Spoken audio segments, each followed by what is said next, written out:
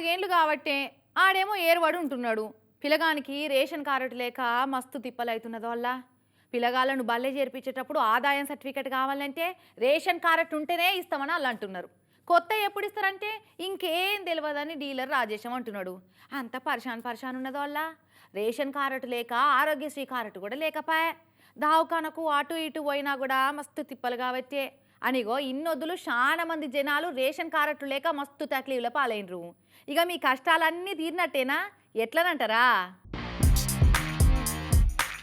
Ration కార్డుల కోసం ఓపిక పట్టిన వాళ్ళు పట్టిరు కదా. ఇక ఇంత సంక్రాంతి అయిపోయేదాకా ఓపిక పట్టురు అని అంటున్నది తెలంగాణ సర్కారు.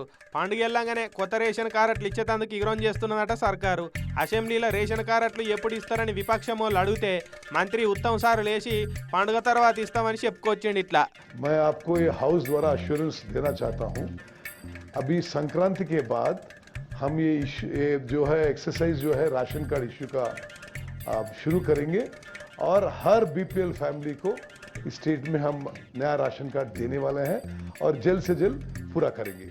మరి ఏరు వాడిన కొడుకుకి ఏడేళ్ళ ఏది లేకుండా పోయింది. అటు తెల్ల రేషన్ కార్డు లేక ఇటు ఆరోగ్యశ్రీ కార్డు ఇస్తలేరు. ఆరోగ్యశ్రీ లేక దవాఖానలో పడితే చేతి మీదకి వెళ్ళి ఖర్చు పెట్టుకున్నాడు అవుతున్నది. పిల్లగాళ్లకు ఆదాయం సర్టిఫికెట్లు ఇస్తలేరు. అది లేకుంటే ఫీజులు కట్టమంటున్నారని ఇట్లా ఒక్కొక్కరిది ఒక్కో బాధ ఉన్నది. నిరుడు కూడా ప్రజాపాలన పేరు మీద అడావిడిగా అందరు తన దరఖాస్తులు తీసుకున్నారు కానీ అవి ఏమైనాయో ఇప్పటికి తెలివై. ఇక ఈ తాప కూడా నిరుటి లెక్కనైతే కాకుండా చేయకూరి సార్లు మీకు పుణ్యం ఉంటుంది.